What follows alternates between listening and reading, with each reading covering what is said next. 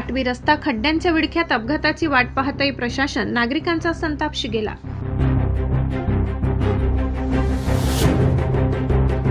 नवापूर तालुक्यातील मुख्य बाजारपेठ म्हणून ओळख असलेल्या खांडबारा गावाच्या प्रवेशद्वारावरील रस्त्यांची अवस्था अत्यंत दयनीय झाली आहे।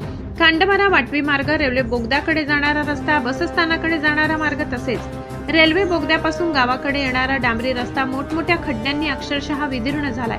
परिणामी नागरिक, व्यापारी, विद्यार्थी आणि वाहन चालकांना दररोज जीव मुठीत धरून प्रवास करावा लागत असल्याची भावना व्यक्त होत आहे। रिमझिम पावसामुळे खड्ड्यांमध्ये पाणी साचून चिखलाचे साम्राज्य निर्माण झाले, त्यामुळे दुचाकी घसरण्याचे प्रकार वाढत असून किरकोळ अपघात होत असल्याचे स्थानिकांचे म्हणणे आहे। चारचाकी, तीनचाकी आणि एसटी बस चालकांनाही मोठ्या अडचणींचा सामना करावा लागत आहे।